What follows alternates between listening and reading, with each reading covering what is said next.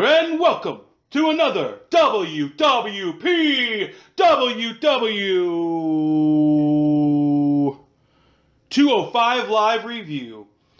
This week they've added some layers. They've added story. They've added storyline, and so it's been interesting. The first match of the night was a good match. It was a decent match. I'm not the biggest Noam Dar fan ever. I actually don't like him as much as most people do. He's not the greatest wrestler there is, and that's fine.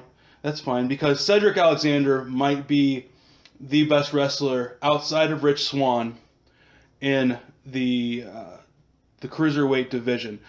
We haven't seen Lince Dorado yet. I think he's really good.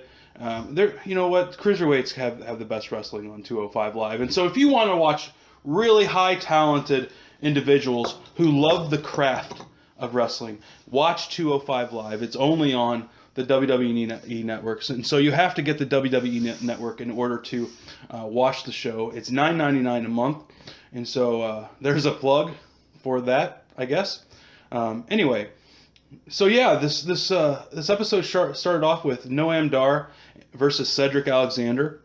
And the story they were telling with this is Cedric Alexander is now apparently dating Alicia Fox. Okay. I don't know. Maybe they are dating in real life. I really don't know. So, yeah. They're dating, and Noam Dar beats Cedric.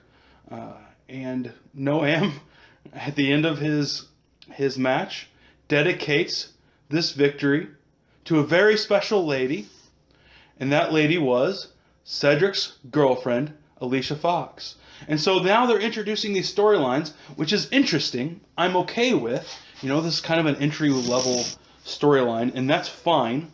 I'm okay with that. And so, yeah, that was the first storyline. And now they set up a couple other storylines, or actually one other storyline, and that's this kind of this triple threat type thing going on between TJ Perkins, Rich Swann, and the Brian Kendrick. The last match was very, very good. If you have a chance to see it, it's a really good match. It's not one of the top matches of the year, but it's a really decent match. It's what happens afterwards that is interesting to me. They get into a scuffle, a kerfuffle, if you will, I guess is a word. I don't know. But they get into this little thing where they each end up hitting each other. And so I don't know if they're setting up for a triple threat match, say at the next pay-per-view, Roadblock, End of the Line, as it's been called. I don't know if they're setting up for that or if or what they're doing, but I'm interested in this. I really want to see this triple threat match. It seems like it would be really, really fun, a really cool match to watch. And so I don't know if they're setting that up for like the next 205 Live or if they're setting it up for Roadblock, End of the Line, or what. But the last match was really good. The storytelling so far has been lacking, but introducing kind of these storylines, like I said, with Noam Dar defeating Cedric Alexander, and Cedric Alexander dating Alicia Fox, quote unquote dating Alicia Fox. I don't know. That's a storyline. Like I said, the triple threat type thing is a storyline. Introducing some of the characters that are coming. The Jack Gallagher versus Arya Davari. Sorry. That's an interesting storyline. I don't know where it's going to go from here, but any which way, this 205 Live was much better than the first 205 Live. Like I said, they introduced storylines, and we will see where it goes. I still don't know what their place is on Raw, and so that'll be pretty interesting.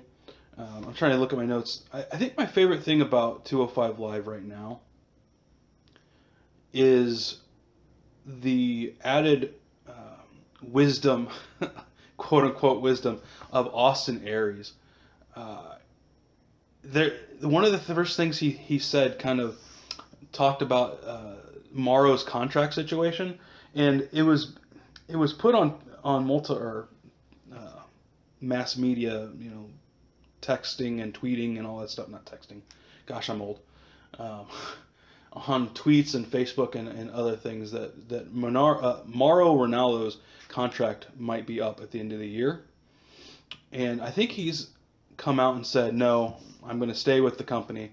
But Austin went ahead and went at it. He was like, yeah, talked about his contract. Your contract is up at the end of the year, blah blah blah. And Mauro just kind of glanced over it.